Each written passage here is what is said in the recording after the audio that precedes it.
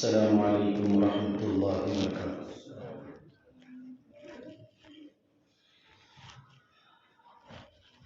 الحمد للہ الذی بیدہ الملک وهو علی کل شیء قدیر، هو الاول والآخر والظاہر والباطن وهو بكل شیء علیم۔ الحمد للہ الذی لا نحصی ثناء علیہ وهو کما اثنى علی نفسہ۔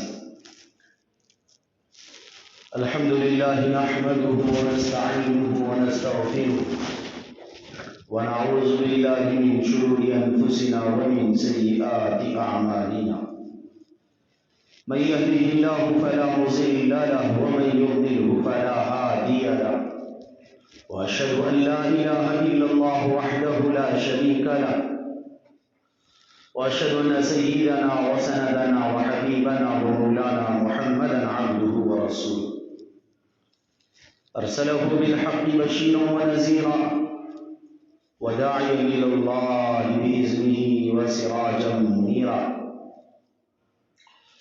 اما بعد فاعوذ بالله من الشيطان الرجيم، بسم الله الرحمن الرحيم، في بيوت أذن الله أن ترفع ويذكر فيها اسمه يسبح له فيها بالغدو والآصال، وقال الله تعالى عز وجل في موضع آخر، إنما يعمر مساجد الله من آمن بالله واليوم الآخر، وقال النبي صلى الله تعالى عليه وسلم من بنى مسجدا لله بنى الله له بيتا في الجنة، صدق الله العظيم وصدق رسوله النبي الكريم، ونحن على ذلك لمن الشاهدين والشاكرين، والحمد لله رب العالمين۔ محترم بزرگوں اور عزیز نوجوانوں، اللہ جل جلالہ عما نوالہ نے اس کائناتی نظام کو بڑا خوبصورت پیدا فرمایا ہے،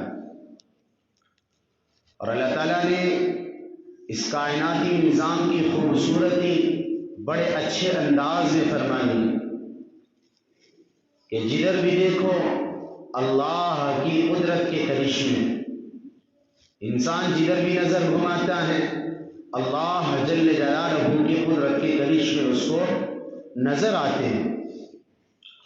تو دوستو بزرگوں، اللہ تعالیٰ نے کائناتی نظام بھی اچھا بنا دیا، ساری چیزیں اچھی بنا دی، ساری مخلوقات کو پیدا فرمایا۔ کہتے ہیں کہ کم و بیش 18,000 مخلوقات کو اللہ پاک نے عدم سے وجود بخشا۔ اللہ بڑی قدرت والے، اللہ بڑے کمال والے، اللہ بڑی عظمت والے، اللہ بڑی قہاریت اور جباریت والے اللہ تعالیٰ ہے۔ اور اللہ تعالیٰ نے پھر حضرت انسان کی بعثت فرمائی، حضرت آدم علیہ السلام کو پیدا فرمایا، پھر حضرت آدم علی نبینا علیہ السلام کی پیدائش کے بعد ساری انسانیت کا سلسلہ شروع ہوا، دنیا میں بھیج دیا گیا۔ بڑی تفصیلی بات ہے کیسے بھیجا گیا، کیا بھیجا گیا، پھر نبی آئے، پھر رسول آئے، بھٹکی ہوئی انسانیت کو، گمراہ انسانیت کو صحیح راہ دکھانے کے لیے، راہ راست پر لانے کے لیے، اور اللہ سے جوڑنے کے لیے، اور اللہ والی زندگی گزارنے کے طور طریقے سکھلانے کے لیے اللہ جل جلالہ نے حضرات انبیاء، حضرات رسول کا سلسلہ فرمایا، مبعوث فرمایا، سلسلہ کڑی لگا دی، اور سب سے اخیر میں حضرت رسول اللہ صلی اللہ علیہ وسلم کو پوری کائنات کے انسانوں کے لیے، دنیا کے انسانوں کے لیے ہادی اور رہنما بنا کر بھیجا۔ اور اللہ تعالیٰ موت و حیات کے مالک ہے۔ جو بندہ، جس بندے کو اللہ پاک نے کرم فرمایا ہو، احسان فرمایا ہو، زندگی بھلی دی ہو، زندگی اچھی دی ہو، زندگی اللہ والی دی ہو، زندگی رسول اللہ والی دی ہو، وہ جتنا ہو سکے وہ اللہ والی زندگی گزارنے کی کوشش کرے۔ انسان کا تعلق سانسوں تک کا ہے، جب تک جان میں جان باقی ہے اس تک عمل کر سکتے ہیں، اگر جان میں جان نہیں تو عمل منقطع ہو جاتا ہے، عمل منقطع ہو جاتا ہے۔ اللہ کے حبیب جناب محمد الرسول اللہ صلی اللہ علیہ وسلم کے اوپر جو آیتیں نازل ہوئی، کل نفس ذائقۃ الموت وانما توفون اجورکم یوم القیامہ ومن زحزح عن النار وادخل الجنۃ فقد فاز وما الحیاۃ الدنیا الا متاع الغرور۔ اللہ کے حبیب صلی اللہ علیہ وسلم کی طرف آیتیں نازل کی گئیں، وحی نازل کی گئی کہ نبی جی ہر نفس کو موت کا مزہ چکھنا ہے، ہر نفس سے مرنا ہے، ہر زندے میں ختم ہونا ہے۔ آپ یہ سوچ رہے ہوں گے کہ گزشتہ جمعہ تو حضور نبی کریم صلی اللہ علیہ وسلم کی سیرت کے متعلق باتیں ہو رہی تھیں، تو یہ کیا موضوع شروع ہوگا؟ لیکن حالات ایسے ہیں، کچھ مسجد کا بھی تقاضا ہے، اور اسی طرح ایمان والے کا اللہ کے نام پر خرچ کرنا، اللہ کے نام پر دینا، یہ بڑی سعادت کی بات ہے۔ اسی کے متعلق چند احادیث مبارکہ اور اسی کے متعلق ایک تھوڑی سی بات ہو جائے، اسی لیے جو موضوع تھا وہ چینج کر دیا ہے۔ تو دوستو بزرگوں، اللہ کے حبیب صلی اللہ علیہ وسلم کے اوپر جو قرآن کی آیتیں اتری کہ ہر نفس کو موت کا مزہ چکھنا ہے، ہر نفس سے مرنا ہے، چاہے وہ لکھ پتی ہو، چاہے کروڑ پتی ہو، چاہے وہ بھکاری ہو، چاہے فقیر ہو، مسکین ہو، یتیم ہو، غریب ہو، امیر ہو، امیرن ہو، غریب ہو، غریبن ہو، وہ شاہ ہو، ملکہ ہو، وہ چاہے وہ جس کے ہاتھ میں کل کائنات کی بادشاہت ہو، اس کو بھی موت آنی ہے۔ خلیفہ ہارون رشید کا نام سنا ہوگا، باقاعدہ اپنے مسند پر، اپنے گدے پر بیٹھ کر جب کبھی اس کے سر کے اوپر سے بادل گزرتے تھے تو وہ کہتا تھا کہ بادل تو جدھر بھی جائے گا تو جا، اگر یہاں نہیں برستا تیری مرضی، جہاں جا کے برس، تو جہاں بھی جا کے برسے گا یہ محمد کے غلام کی وہاں پر حکمرانی ہوگی۔ اب بتاؤ کتنا بڑا بادشاہ تھا ہارون رشید رحمۃ اللہ علیہ، اور کہتے باقاعدہ بادلوں کو چیلنج کر کے تم یہاں نہ برسو، ضرورت نہیں برسنے کی، تم جہاں بھی جا کے برسو گے وہاں محمد کے غلام کی باقاعدہ بادشاہت ہے، اور وہاں پر جو تو برس کے جو اناج اگے گا اس اناج کا ٹیکس میرے دربار تک پہنچے گا۔ تو بادشاہت میرے بھائیوں، موت و حیات کا مالک اللہ ہے، حی قیوم اللہ کی ذات ہے، اس کے علاوہ کسی کو فنا نہیں، اس کے علاوہ کسی کو دنیا کے اندر بقا نہیں۔ جس آنکھ نے بھی آنکھیں کھولی ہیں اس آنکھ کو بند ہونا ضروری ہے، چاہے جیسے بھی ہو، عزت سے بند ہو چاہے ذلت سے بند ہو، اللہ والی زندگی گزار کے بند ہو، شیطان والی زندگی گزار کے بند ہو، بند ہونا ضرور ہے، کیونکہ قرآن نے ٹھپا لگا دیا کل نفس ذائقۃ الموت، ہر نفس کو موت کا مزہ چکھنا ہے۔ وَإِنَّمَا تُوَفَّوْنَ أُجُورَكُمْ يَوْمَ الْقِيَامَةِ فَمَنْ زُحْزِحَ عَنِ النَّارِ وَأُدْخِلَ الْجَنَّةَ فَقَدْ فَازَ وَمَا الْحَيَاةُ الدُّنْيَا إِلَّا مَتَاعُ الْغُرُورِ۔ اچھا کرو، بھلا کرو، نیکی کرو، خراب کرو، چاہے تم برا کرو، کسی کے نوالے چھین کے کھاؤ اور کسی کے دیے بجھا کے اپنے گھر کے دیے جلاؤ یا کسی کی زندگی بھلی کر دو، چاہے جیسا بھی عمل کرو گے اچھا ہوگا یا برا ہوگا، اما شاکرا و اما کفورا، نیک اعمال والی زندگی ہوگی یا برائیوں والی زندگی ہوگی، اللہ پاک کے ہاں مکمل اس کا حساب ہے۔ فمن زحزح عن النار وادخل الجنة فقد فاز وما الحیاة الدنیا الا متاع الغرور، کہ دنیا کی زندگی دھوکے کا سامان ہے، کامیابی اور کامرانی ایم ایل اے کی سیٹ ملنے اور ممبرشپ ملنے اور اسی طرح دنیا کے عہدوں کا ملنا اور اسی طرح دنیا کی باغات کا اور بنگلوں کا گاڑیوں کا ماڈل بدلنے سے کامیابی نہیں ملتی۔ کامیابی قد افلح من زکاها وقد خاب من دساها، رب کے سامنے جھک کے رب کے حکموں کا پابند بن کے زندگی گزارنے سے کامیابی ملتی ہے۔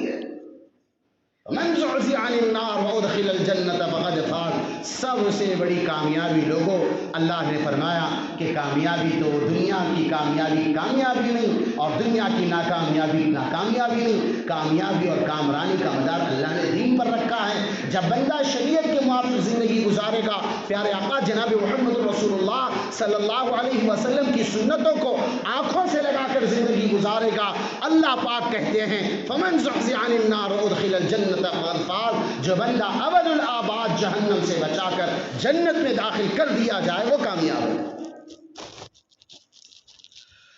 اب انسان کا جو عمل ہوتا ہے، سانسوں کا ٹوٹ جانے کے بعد عمل کیا ہو جاتا ہے؟ ختم ہو جاتا ہے۔ چاہے وہ تیر بھی مان لے، اور چاہے لاکھوں پتی ہو، کروڑ پتی ہو، چاہے اچھے عمل کرے چاہے برے عمل کرے، اس کا جو دفتر ہو جاتا ہے وہ بند کب ہوتا ہے؟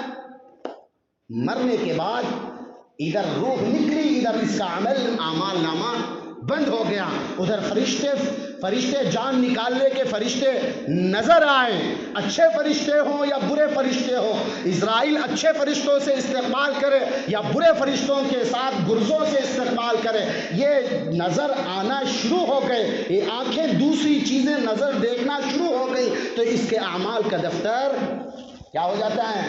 بند ہو جاتا ہے۔ تو اب موت کی تیاری، الکیس من دان نفسه وعمل لما بعد الموت والعاجز من اتبع نفسه هواها وتمنى على اللہ، عقل مند انسان وہ ہے جو مرنے سے پہلے مرنے کی تیاری کر کے آ جائے، یہ کامیاب ہے۔ والعاجز من اتبع نفسه هواها وتمنى على اللہ، اور بیوقوف نادان اور کم وقت انسان وہ ہے جو خواہشات کا غلام بن کے زندگی گزارے۔ میرے بھائی، دنیا میں خواہشات تھوڑی نہ پوری ہوتی، خواہشات پوری کرنے کی جگہ آخرت ہے۔ رب کو یہاں پر رب چاہی زندگی گزار کے آ جاؤ، وہاں من چاہی زندگی گزار لینا، یہاں من چاہی گزاری وہاں رب چاہی گزارنی پڑے گی۔ دنیا منچاہی زندگی گزارنے کے لیے حضرت آدم علیہ السلام کو اللہ پاک نے دنیا میں منچاہی گزارنے کے لیے نہیں بھیجا۔ حضرت ادریس کو، حضرت شیش کو، حضرت نوح کو، حضرت ابراہیم کو، اسماعیل کو، اسحاق کو، موسیٰ کو، یوسف کو، یونس کو، اور اسی طرح حضرات انبیاء کی جماعت کو، حضرت رسول اللہ صلی اللہ علیہ وسلم کی ذات اقدس کو، اور مجھے اور آپ کو، کتب ہوں ابدال ہو، دنیا کے کتنے بڑے بھی عہدے والے ہوں، اللہ پاک نے دنیا کے اندر منچاہی زندگی گزارنے کے لیے نہیں بھیجا ہے۔ اللہ کہتے ہیں اَيَحْسَبُ الْإِنسَانُ أَن يُتْرَكَ سُدًى، عجیب کس پاگل نے کہا کہ تجھے بیکار پیدا کر دیا گیا، تجھے کوئی پوچھنے والا نہیں، کوئی تجھے سمجھنے والا نہیں، کوئی سوال کرنے والا نہیں، تو جو چاہے کرے۔ ارے نہیں میرے بھائی، میں جو لفظ بول رہا ہوں اس کے پیچھے ارادے پر بھی اللہ کی قدرت ہے۔ ما یلفظ من قول الا لدیہ رقیب عتید، تیرا رب تو اس لفظ کو بھی نوٹ کرتا ہے جو زبان سے نکل رہا ہو۔ دل کے نہا خانوں سے کیا امنگ تھی کہ بڑے بننے کی چاہت تھی یا واہواہی تھی، لوگوں کو دکھلانا مقصود تھا یا رب کی طرف بلانا مقصود تھا یا خالص اللہ کے لیے بولے تھے، اس لفظ پر بھی اللہ نے باقاعدہ پوچھ تاچھ کرنی ہے، تو منچاہی زندگی کیسے گزار سکو گے؟ تو دوستو بزرگوں، انسان کے اعمال کا وقت جو ہوتا ہے وہ مرنے تک ہوتا ہے۔ مر گیا، موت آ گئی، ختم ہو گیا، اعمال کا دفتر بند ہو گیا۔ اللہ کے حبیب کہتے ہیں کہ ہاں 3 شخص ایسے ہیں کہ جن کے اعمال کا جو دفتر ہوتا ہے مرنے کے بعد بھی کھلا رہتا ہے، مرنے کے بعد بھی اس کا اعمال نامہ کھلا رہتا ہے۔ کہتے ہیں کہ سب سے پہلے کہ ایک ایسی اولاد چھوڑ جاؤ جو رب تعالیٰ کا نام لیتی ہو دنیا میں، جو تمہارے لیے قرآن پڑھ کے مغفرت کی اللہ کے دربار سے بھیک مانگتی ہو کہ مولا کریم میرے بابے کی مغفرت فرما، مولا کریم میرے فلانے رشتہ دار کی مغفرت فرما، مولا کریم میری اماں کی مغفرت فرما، میرے بہن بھائیوں کی مغفرت فرما، خصوصاً جو والدین کہ جن سے نطفوں سے اللہ پاک نے اس کو وجود بخشا ہے، وہ جب دعائیں اللہ کے نزدیک اپنے والدین کی مغفرت کی بھیک مانگتی ہے، اللہ پاک اس کا اعمال نامہ جاری کر دیتا ہے۔ ایک ایسی اولاد چھوڑ جاؤ جو اس کے لیے کیا کرتی ہو، اللہ کے دربار سے مغفرت کی بھیک مانگتی ہو۔ ایک واقعہ بھی سنو ہوگا حضرت عیسیٰ علیہ نبینا علیہ السلام کا۔ حضرت عیسیٰ علیہ السلام میں باقاعدہ ایک دور ہو رہا تھا، گزر ہو رہا تھا کسی مقبرے کے پاس، تو دیکھا کہ ایک مقبرے پر عذاب کے فرشتے خوب کٹائی ہو رہی ہے، میت کی خوب کٹائی ہو رہی ہے۔ تو مولا کریم سے پوچھا کہ کیا ماجرا ہے مولا کریم؟ کہا کہ یہ بڑا فاسق اور فاجر، شرابی، کبابی، اس نے ایسے گناہ کیے ہیں کہ ہم اس سے بے حد ناراض ہیں۔ عذاب کے فرشتے ہیں۔ اب چند دن گزر گئے، پھر اس کے بعد کہتے ہیں پھر ادھر سے گزر ہوا، تو دیکھا کہ جس قبر کے اوپر عذاب ہو رہا ہے تو وہاں پر رحمت کے فرشتے ہیں، رحمت کے فرشتے ہیں۔ پوچھے مولا کریم، فوراً روح اللہ ہیں، کلمت اللہ ہیں، فوراً متوجہ ہوئے، باری تعالیٰ یہ کیا ماجرا ہے؟ پہلے دیکھا تھا عذاب کے فرشتے، اب دیکھ رہا ہوں کیسے فرشتے؟ رحمت کے فرشتے ہیں۔ تو اللہ کی طرف سے جواب آیا کہ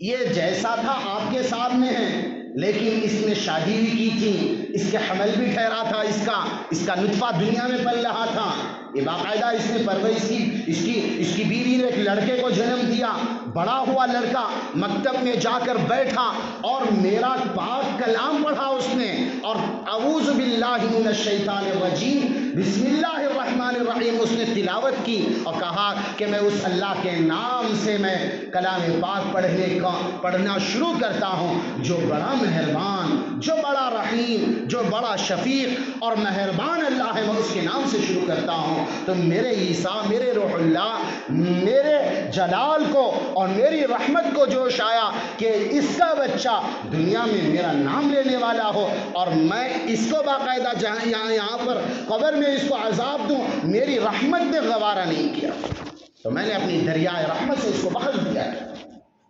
تو ایک ایسی اولاد چھوڑ کے جائے کہ وہ باقاعدہ اپنے والدین کے لیے مغفرت کی دعا کرتی رہے، اور دوسرا کہ کوئی کنواں کھدوا گیا ہو، کوئی نہر کھدوا گیا ہو، کوئی پانی کی نہر جاری کر دی گئی ہو، تو اس سے جو بھی جانور پیے گا، انسان پیے گا، چڑیے پئیں گے، چرندے، درندے، پرندے اور جنات اور انسان، جو بھی اس نہر سے اور اس کنویں سے فائدہ اٹھائے گا، جب تک وہ کنواں جاری اور ساری، اور جب تک وہ کنواں اور اسی طرح وہ نہر جاری ساری رہے گا، اس کے نام اعمال کا جو دفتر ہے اس کے اندر لکھا جاتا رہے گا۔ سمجھ میں آ رہی میری بات؟ ایک اچھی اولاد چھوڑ کر جائیں، قرآن پاک کی حافظہ ہو، اور اسی طرح نیک اعمال کرتی ہو، والدین کے لیے مغفرت کی دعائیں مانگتی ہو، اور دوسرا کوئی نہر، کوئی کنواں جاری کر جائے، اور تیسرا کسی کو حافظ قرآن بنائے، اور تیسرا کسی مسجد میں، کسی مدرسے میں باقاعدہ کوئی مسجد بنا گیا ہو، کوئی دینی مدرسہ بنا گیا ہو، اللہ کے بندے جس سے فائدہ اٹھا سکیں، جہاں نمازیں ہو سکیں، جہاں قال اللہ اور قال رسول کی تعلیم دی جائے، تو کہتے ہیں کہ جب تک وہ نمازی، جب تک وہ مسجد آباد رہے گی، اس کے حصے میں باقاعدہ اس کا نام اعمال کاؤنٹنگ ہوتا رہے گا۔ جیسا بھی بندہ ہو، چاہے اچھا بندہ آ کے اور یا چاہے برا بندہ آ کے، چاہے ولی آ کے بھی سجدہ کرے، ایک ایک سجدے پہ ایک باقاعدہ ہر نیک عمل میں اس کا حصہ لگتا رہے گا۔ ضروری نہیں کہ وہ پوری مسجد ہی بنا جائے۔ اللہ کے حبیب نے یہاں تک کہا کہ جو بندہ چڑیے کے گھونسلے کے برابر بھی مسجد بناتا ہے، سمجھ لگی؟ چڑیے کے گھونسلے کے برابر بھی اگر مسجد بناتا ہے، اللہ پاک اس کے نام کا جنت میں محل بناتے ہیں۔ من بنا للہ مسجدا بنى اللہ لہ بیتا فی الجنہ، کہ جو بندہ اللہ کے لیے مسجد بناتا ہے، چاہے ایک اینٹ دے دی ہو، یہ اینٹ کل قیامت کے دن اس کی مغفرت کا ٹکٹ ہوگا۔ کل قیامت کے دن اللہ کے سامنے یہ مغفرت، یہ اینٹ اس کی مغفرت کا ٹکٹ ہوگا، کل قیامت کے دن لے کر جائے گی اس کو جنت میں، بشرطے کہ حلال پیسہ لگائے، حرام کی آمدنی نہ ہو۔ اور حضرت انشاءاللہ اگلے جمعہ بات آئے گی، اور کانک عبداللہ شریف کا جب تعمیر ہو رہی تھی، اللہ کے نبی صلی اللہ علیہ وسلم کی عمر 35 سال، اللہ کے گھر کی تعمیر، تو اللہ کے حبیب صلی اللہ علیہ وسلم کے والد کے ماموں کھڑے ہوئے سارے کفار قریش کے سامنے، جن کا نام عمر بن وہب، کیا بھائی؟ جن کا نام عمر بن وہب، آپ علیہ السلام کے والد کے ماموں بوڑھے میاں کھڑے ہوئے کہ لوگوں یہ اللہ کا گھر ہے، یہ اللہ کا گھر ہے، یہ اللہ کا گھر ہے، یہاں حرام کا پیسہ نہیں لگ سکتا، یہاں سود کا پیسہ، بڈی کا پیسہ، یہاں پر زنا کا پیسہ، رشوت کا پیسہ مسجد کے اندر نہیں لگے گا۔ مسجد کے اندر تو وہ پیسہ لگاؤ جو خون پسینے کی کمائی کا ایک ایک روپیہ حلال کا پیسہ۔ تو سارے قریش والوں نے وہ کھلم کھلا زنا کرنے والے، کھلم کھلا فساد کرنے والے، تھوڑی تھوڑی بات پر تلوار کھینچ کے گردنیں اڑانے والے، انہوں نے سب نے مان لیا کہ ہم ہر ایک ایک روپیہ، چاہے ہماری ذات کے تنکے بھی کھا جائیں، ہم ایک ایک روپیہ حلال کا لگائیں گے، ہم اللہ کے گھر میں کبھی حرام کا پیسہ نہیں لگائیں گے۔ تو کافروں نے باقاعدہ کیا، تو مسلمان تو لا محالہ اللہ پر ایمان رکھتا ہے، سود کا پیسہ لگائے گا باقاعدہ اس کو وہ ثواب نہیں ملے گا، وہ جہنم کا ٹکٹ ہوگا۔ نام نمود کے لیے، شہرت کے لیے مسجد میں پیسے دیکھا، اللہ کو ایسے پیسوں کی ضرورت نہیں، مخلص بننا ہے، مخلص بننا ہے، چاہے 4 اینٹیں دلا دو، 1 بوریا سیمنٹ کی دلا دو، اللہ پاک جنت میں محل تعمیر کریں گے۔ میں بتاؤں 1-2 واقعات ہیں، سن لیں۔ سعودی عرب کا ہی واقعہ ہے، مکہ کے راستے میں ایک جگہ مسجد بن رہی تھی، اور جس نے مسجد بنائی اس نے باقاعدہ اکیلے آدمی نے مکمل مسجد کی تعمیری کام کا خرچ سنبھالا، کسی کو اجازت نہیں تھی کہ اس میں کوئی روپیہ پیسہ لگائے۔ اب کہتے ہیں جب مسجد تعمیر مکمل ہو گئی تو ابھی اس نے باقاعدہ خواب دیکھا، جس نے مسجد کی تعمیر میں مکمل خرچہ برداشت کیا، اس نے خواب دیکھا، خواب میں لکھا ہوا، خواب میں ایک کہنے والا کہتا ہے کہ اللہ تمہاری مغفرت کرے اور تمہارے ساتھی کی بھی مغفرت کرے جس نے تمہاری مسجد بنانے میں ہیلپ کی ہے۔ کیا کہا؟ اللہ تمہاری مغفرت کرے اور تمہارے ساتھی کی بھی مغفرت کرے جو مسجد بنانے میں جس نے تمہاری مدد کی ہے، اللہ اس کی بھی مغفرت کرے۔ اب یہ صبح اٹھے صاحب، انہوں نے باقاعدہ سوچ فکر میں پڑے، میں نے اللہ کسی سے 1 روپیہ نہیں لیا، میں نے کسی سے چندہ خیرات تک نہیں لیا، میرے ذاتی مصرف سے، میرے خون پسینے کی کمائی سے میں نے مکمل مسجد کا حلال پیسے سے میں نے خرچہ برداشت کیا۔ میرے اللہ یہ دوسرے کا نام کس نے معاونت کر دی، مجھے سمجھ نہیں آ رہا۔ اب کہتے ہیں دوسری رات بھی انہوں نے وہی خواب دیکھا کہ اللہ آپ کی مغفرت کرے اور آپ کا جو معاون ہے مسجد کے خرچے کا، مسجد کے امداد کا، مسجد کی تعمیر کا، اللہ پاک اس کی بھی مغفرت کرے۔ تو اب یہ کہتے ہیں 2 رات میں باقاعدہ بشارت آ گئی، خوشخبری بھی آ گئی اور ایک طریقے کی فکر بھی آ گئی، میں نے مسجد کا خوشی سے چندہ برداشت کیا، اخراجات کی، یہ دوسرا کون آ گیا ساتھ میں؟ تو اب کہتے ہیں انہوں نے اپنے بندے لگا دیے، بھائی دیکھو تو صحیح کون ہے ہماری اس مسجد میں کبھی کسی نے تھوڑا سا بھی چندہ دے دیا ہو، کچھ بھی دے دیا ہو، سامان میٹیریل دلا دیا ہو۔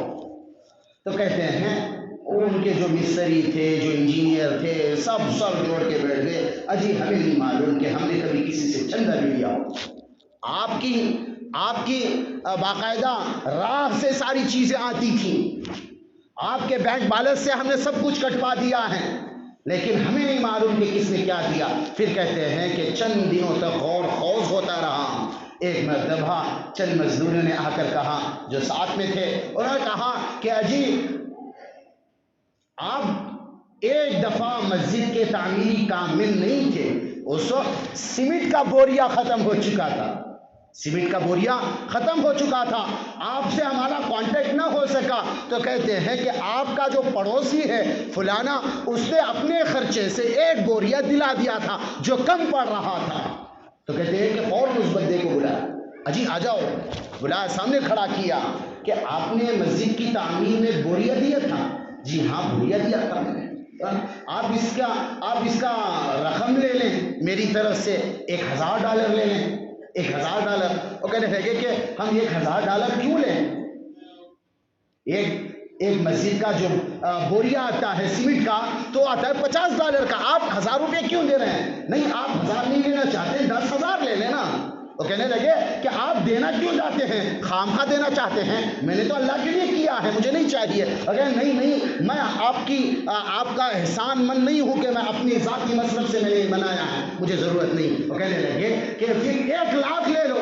وہ کہنے لگے کہ میاں جی کیا بات کرتے ہو، 10 لاکھ 10 ملین بھی اگر ڈالر دے تو میں قبول نہیں کروں گا۔ تم کیا سمجھتے ہو کہ خواب تمہیں ہی صرف آیا ہے، مجھے نہیں آیا؟ خواب صرف تمہیں ہی آیا ہے، مجھے نہیں آیا۔ ارے میرے بھائی، اللہ جو دینا چاہتا ہے چھپڑ پاڑ کے دیتا ہے۔ ساری زندگی کی عبادت الگ طرف رکھ دو، تہجد، نماز، دعوت و تبلیغ کے اور سارے جتنے بھی نیک اعمال ہیں ایک طرف اٹھا کے رکھ دو، اللہ کو ایک بات پسند آ جائے، اللہ مغفرت کر دیتے ہیں۔ رحمت خداوندی بہانہ بھی جویت، اللہ کی رحمت بہانے ڈھونڈتی ہے۔ وہ کہتے ہیں ملکہ زبیدہ کا نام، ہارون رشید کی بیوی، بڑی خوبصورت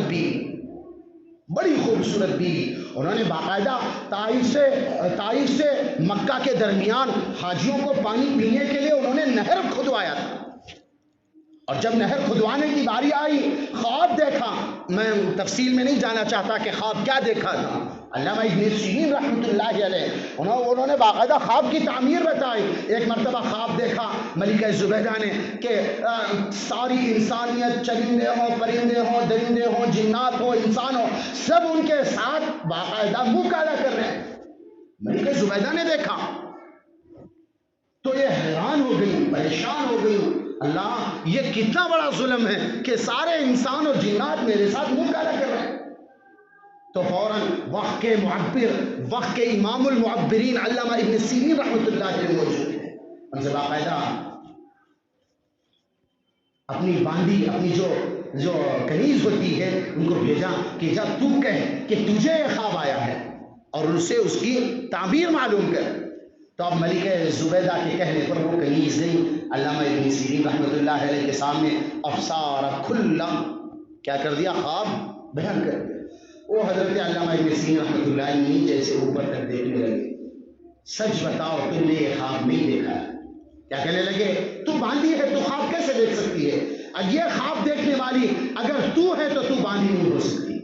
کیا کہہ رہے ہیں، تو ہے تو تو باندھی نہیں ہو سکتی، تو سچ بتاؤ کہ کس نے دیکھی ہے؟ اور باقاعدہ پھر واپس چلی گئی، پھر آ کے بتایا کہ ملکہ زبیدہ جو ہارون رشید کی گھر والی اہلیہ ہے اس نے باقاعدہ خواب دیکھا ہے۔ اور ہاں کہ اللہ پاک آپ سے کام لینا چاہتے ہیں، آپ دین کا کوئی ایسا کام کرو جس سے جنات بھی فائدہ اٹھائیں، چرندے پرندے درندے سارے فائدہ اٹھائیں، انسان فائدہ اٹھائیں، سب فائدہ اٹھائیں، کوئی ایسا کام اللہ آپ سے لے گا ضرور۔ تو کہتے ہیں ہارون رشید رحمۃ اللہ علیہ کی خوبصورت بیوی، تو انہوں نے اپنے شوہر کو منانا شروع کیا۔ سب سے پہلے حق مہر، جو مہر ہوتا ہے عورت کا حق ہوتا ہے، انہوں نے حق مہر مانگا، اپنا حق مہر مجھے دو۔ بادشاہ ہوتے ہیں، پوچھنے لگے تمہیں چاہیے کیا حق مہر؟ تو کہا کہ دے سکتے ہو، جی ہاں آپ جو فرمائش کریں دے سکتے ہیں۔ تو طائف سے لے کر اور مکہ کی وادیوں تک باقاعدہ نہر حاجیوں کے لیے خدا یہ میرا حق نہر ہے۔ تو کہتے ہیں اتنا بڑا نیک کام کیا کہ جہاں پہاڑی علاقے میں، اور انہوں نے باقاعدہ ایک کھدال مارنے کا، جب مزدور اکٹھے کیے، بات حالانکہ دوسری طرف جا رہی ہے لیکن سن لو فائدے کی ہے، مزدوروں نے شرط رکھی ہم تو یہ حاجیوں کے لیے کر رہے ہیں، ہمارا اس میں ذاتی چیز ہونی چاہیے، ہماری محنت لگے گی، اور تم بھلے کام کے لیے کر رہے ہو، ہم ایک کدال ماریں گے۔ اور جب اکٹھا کیا تو سب سے پہلے کتنی مزدوری آئے گی، لاگت آئے گی؟ تو مزدوروں کے جو سردار تھے انہوں نے بتایا کہ بہت زیادہ آئے گی، دے سکو گے آپ؟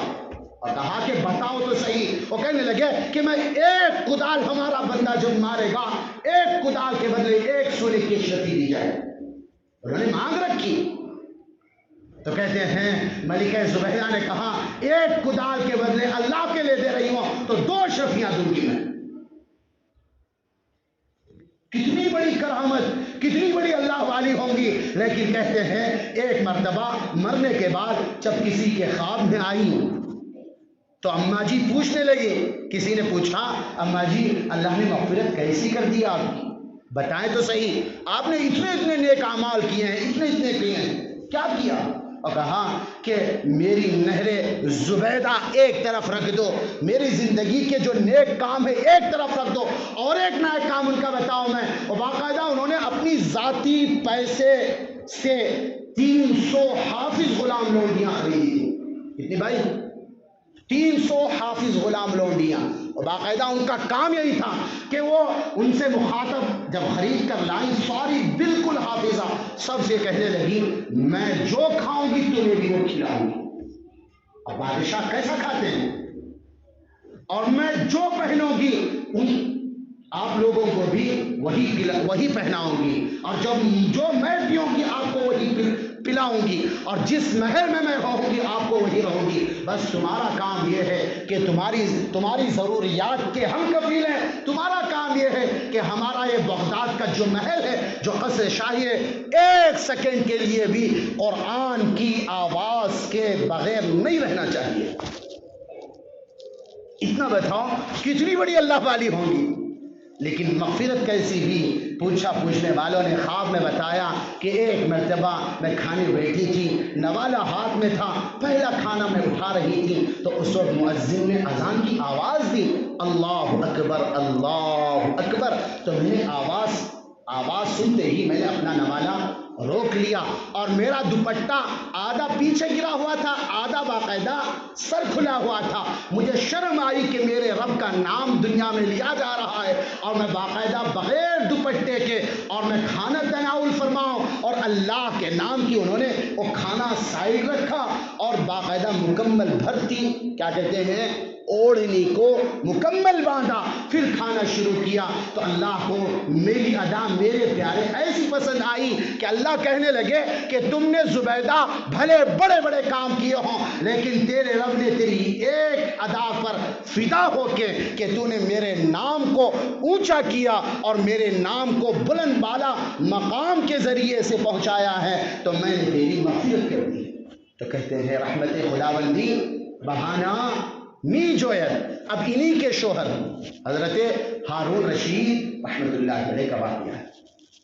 کہتے ہیں ساری سلطنت نے اعلان کر دیا کہ بھائیو بغداد میں شاہی مسجد بنے گی، شاہی جامع مسجد بنے گی، اور سارا کا سارا خرچہ وہ خلیفہ ہارون رشید اپنے جیب کے خرچے سے دے گا، کسی کا ایک روپیہ نہیں۔ ساری سلطنت میں اعلان ہو گیا۔ اب کہتے ہیں خلیفہ ہارون رشید کا اعلان کرنا تھا، جن کے دل میں تڑپ ہوتی ہے اللہ ان کی بھی سن لیتا ہے، جو مخلص ہو جاتے ہیں اللہ ان کی بھی سن لیتا ہے۔ اب جب کہتے ہیں ساری کی ساری مکمل ہو گئی مسجد تعمیر کر کے، اب ایک رات خواب دیکھ رہے ہیں حضرت خلیفہ ہارون رشید رحمۃ اللہ علیہ،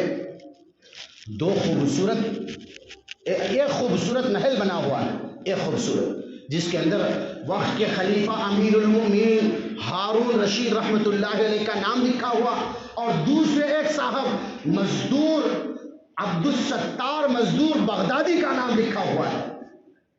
اب یہ اٹھے، اب اٹھنے سے پہلے فرشتے سے جا کے پوچھنے لگے کہ دو دروازے ہیں، ایک ہی مکان ہے، تو ایک دروازہ تو ان کے نام کا، ایک دروازہ ان کے نام کا، عبدالستار مزدور کے نام کا، بغداد کے رہنے والے عبدالستار۔ اور وہ کہنے لگے کہ میں بھی اس میں جاتا ہوں، رعایا بادشاہ میں ہوں رعایا کا، یہ میرے خادم ہیں، یہ میرے رعایا ہیں، میں بغداد پر حکمرانی کرتا ہوں، میں اس کے اندر جانا چاہتا ہوں۔ تو کہتے ہیں کہ دروازے پر فرشتے نے روک دیا، آپ نہیں جا سکتے، آپ کا حق نہیں ہے۔ وہ کہنے لگے کہ میرا حق ہے، میری رعایا پر میرا حق چلتا ہے۔ فرشتے نے کہا کہ یہ دنیا نہیں، یہ آخرت ہے، جس نے جیسا عمل کیا ہوگا اس کو وہی ملے گا۔ ان احسنتم احسنتم لانفسکم، آدمی نیک عمل اپنے لیے کرتا ہے، کوئی دوسرا کل قیامت کے دن اس کے عمل کو ہڑپ نہیں سکتا۔ یہ دنیا نہیں ہے، یہ آخرت ہے۔ دنیا میں تم حق جتاؤ، تم جو کچھ بھی کرو دنیا ہے، لیکن آخرت میں اللہ کسی پر ظلم ہوتا ہوا نہیں دیکھ سکتے۔ تو اب کہتے ہیں اچانک خواب آنکھ کھلی، حضرت خلیفہ ہارون رشید رحمۃ اللہ علیہ آنکھ کھلی۔ اب کہتے ہیں کہ سارے کی ساری سلطنت میں انہوں نے اعلان کر دیا کہ کون ہے بھائی عبد الستار، اس کو پکڑ کے لایا جائے۔ دوسرے دن بادشاہ کا باقاعدہ مسند لگایا گیا، شاہی دربار لگایا گیا، وزراء حکما اور جو حکومت کے کارندے تھے سب جمع ہوئے، اور باقاعدہ مزدور عبد الستار بغداد کے رہنے والے ان کو باقاعدہ پکڑ کے دربار میں حاضر کر دیا گیا۔ دیکھا تو ایسا مزدور ہے کہ جس کے بدن کے اوپر ٹھیک سے کپڑا تک نہیں ہے، پھٹے کپڑے پہن کے آئے ہیں، لیکن دل اللہ اور اس کے رسول کی نورانیت سے، اللہ اور اس کے رسول کے اوپر محبت سے، ایمان سے بھرا ہوا ہے۔ وہ آئے اب پوچھنے لگے کہ تو نے کون سا عمل کیا تھا کہ جو تو میرے مقام، میں نے اللہ کے حبیب کی جو حدیث ہے وہ سن رکھی تھی، من بنا مسجدا بنى اللہ له بیتا فی الجنہ، جو اللہ کے لیے مسجد بناتا ہے اللہ جنت میں اس کے لیے ہیرے جواہرات، سونے یاقوت کا اور زمرد کا، چاندی کا محل تیار کرتے ہیں۔ مجھے بتا، میں نے اپنی ذاتی مصرف سے یہ مسجد تعمیر کی ہے، تو نے کیا کیا اس کے اندر کہ تیرا بھی نام آ گیا جنت کے اندر؟ تو کہنے لگے کہ حضرت جان کی امان چاہتا ہوں سب سے پہلے۔ کیا کہنے لگے؟ حضرت جی امیر المومنین جان کی امان چاہتا ہوں، بتا تو صحیح کیا کیا؟ حضرت جی آپ نے جب اعلان کیا امیر المومنین کہ سلطنت میں کوئی اس مسجد میں 1 روپیہ خرچ نہیں کرے گا، میرے دل کے اندر بڑی تمنا تھی کہ اللہ ایسے کانوں نے ایسی آواز سنی، آج تو مسجد بنانے میں بھی ہمارا حق نہیں رہا۔ میرے دل کے اندر بڑی عجیب کیفیت تھی تاریخی، میں نے دن رات محنت کر کے، مزدوری کر کے، باقاعدہ آپ نے جیسی اینٹیں جہاں سے منگوائی تھی، صرف 4 سے 5 اینٹیں اپنی بساط کے مطابق، اپنی مزدوری، اپنی ہمت اور طاقت کے مطابق میں نے 5 اینٹیں وہاں سے لیں، اور رات میں کوئی نہ دیکھ سکے، آپ کے حکومت کے کارندے مزدور کوئی نہ دیکھ سکے، جا کے میں نے رات میں آپ کی اینٹوں کے ساتھ میں نے ملا دیا تھا۔ تو اب حضرت خلیفہ ہارون رشید کہنے لگے کہ 4 اینٹوں کے بدلے تو میرے جنت کا ساتھی ہو گیا۔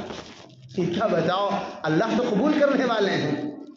جو بندہ بوریا دے، جو 1 بوری دے، بوریا دے یا سریا دے، 1 اینٹ دے دے، اللہ پاک تو جنت میں اس کا مقام مرتبہ دیں گے۔ جو بندہ اللہ کے لیے خرچ کرتا ہے اللہ پاک اس کو مقام اجر عظیم عطا فرماتے ہیں۔ ہاں، اور ایک بات، جو بندہ اللہ کو ناراض کر کے کماتا ہے نا، اللہ پاک ایسے پیسے قبول نہیں کرتے، وہ بلڈنگوں میں لگا دیتے ہیں، اور فحاشی اور عریانیت کے بازار گرم کرنے میں لگا دیتے ہیں۔ مخلص بن کے، اللہ کے لیے دل توجہ رکھ کے اور اللہ کو راضی کرنے کے لیے، ہماری ماشاءاللہ مسجد کا تعمیری کام چل رہا ہے، اور کمیٹی والوں نے آپ سے ادعا کیا اور مخلص بن کے آپ سے چندہ وصول کر رہے ہیں، تو جاتے ہوئے سارے احباب سے گزارش کی جاتی ہے، اللہ کے گھر کے لیے، اپنی آخرت بنانے کے لیے، اپنے اللہ کو راضی کرنے کے لیے ماشاءاللہ تعمیری کام چل رہا ہے، اور اسی طرح جو بھی سیمنٹ دینا چاہتا ہو، اور جو بھی سریہ دینا چاہتا ہو، اور اسی طرح لوہا دینا چاہتا ہو، اینٹیں منگوانا چاہتا ہو، اور اسی طرح دوسرے میٹیریل میں دینا چاہتا ہو، تو اللہ کو راضی کرنے کے لیے احباب سے گزارش کی جاتی ہے کہ مسجد کا تعمیری کام چل رہا ہے۔ جو کہتے ہیں من بنا مسجدا بنى اللہ له بیتا فی الجنہ، جو اللہ کے لیے مسجد، چھوٹی مسجد بنا دے، اور یہاں تک کہا گیا ایک گھونسلے نما بھی مسجد بنا دے، تو بھی اللہ پاک اس کے بدلے میں جنت میں ایک بڑا اونچا محل تعمیر کریں گے۔ تو کرو گے انشاءاللہ؟ انشاءاللہ نماز کے بعد تشکیل ہوگی، سارے احباب سے گزارش کی جاتی ہے کہ بڑھ چڑھ کر حصہ لیں، 1 روپیہ بھی دینا اللہ کے نام پر اپنی آخرت میں جمع کرنا ہے۔ انسان کا کیا ہے بھائی؟ اللہ کے حبیب نے کہا، انسان کہتا ہے کہ میرا مال، میرا مال، مال کہاں ہے اس کا؟ یہ جو کھا کے ہضم کر کے پاخانے میں پھینک دیا یہ مال نہیں ہے، اور جو پہن کے پرانا کر دیا یہی رہ جائے گا، ختم ہو جائے گا۔ اور پھر جو کہتا ہے میرا مال، میرا مال، اس کا کچھ نہیں، یہ مرنے کے بعد سارے وارثوں کا ہو جاتا ہے۔ اس نے جو کھایا پیا اور پہنا جو کیا یہی، اور تیسرا اللہ کے نام پر مسجد بنوا گیا ہو، مدرسے بنوا گیا ہو، اللہ کے نام پر خیر خیرات کی ہو، یہ اس کا مال ہے، جو آخرت میں اللہ پاک پہاڑوں جیسا ثواب اس کو عطا فرمائیں گے۔ تو بھائی کرو گے انشاءاللہ؟ انشاءاللہ نماز کے بعد دعا سے پہلے انشاءاللہ باقاعدہ تشکیل ہوگی، بڑھ چڑھ کر حصہ لیں۔ کچھ صدقے ایسے ہوتے ہیں، کچھ ہدیے ایسے ہوتے ہیں، اللہ پاک باقاعدہ اس کو مخفی طور پر دینا پسند فرماتے ہیں، لینا پسند فرماتے ہیں کہ دائیں ہاتھ کو جب دے تو بائیں ہاتھ کو پتہ نہ چلے۔ کچھ ایسے صدقے ہیں جو اعلانیہ اللہ پاک قبول کرنا چاہتے ہیں، زیادہ سے زیادہ لکھائیں تاکہ آپ کا لکھانا دوسرے کے لیے ہدایت کا ذریعہ بن سکے۔ تو اگر انشاءاللہ جو ہمارے محلے کی عورتیں بھی ہیں وہ بھی ماشاءاللہ مسجد والوں سے رابطہ رکھ کے انہیں بھی ماشاءاللہ اپنی طرف سے ایک سیمنٹ بوری ہو یا 4 سیمنٹ بوری ہو، کچھ اینٹیں ہوں یا مسجد کے جو تعمیری کام میں جو میٹیریل لگتا ہے وہ اپنے اور اپنے مرحومین کے نام سے، اپنے اجداد کے نام سے لکھوا سکتے ہیں۔ انشاءاللہ اللہ پاک ہم تمام کو عمل کی توفیق عطا فرمائے۔ جو کہا گیا، جو سنا گیا، اللہ پاک شرف قبولیت سے نوازے۔ وما علینا الا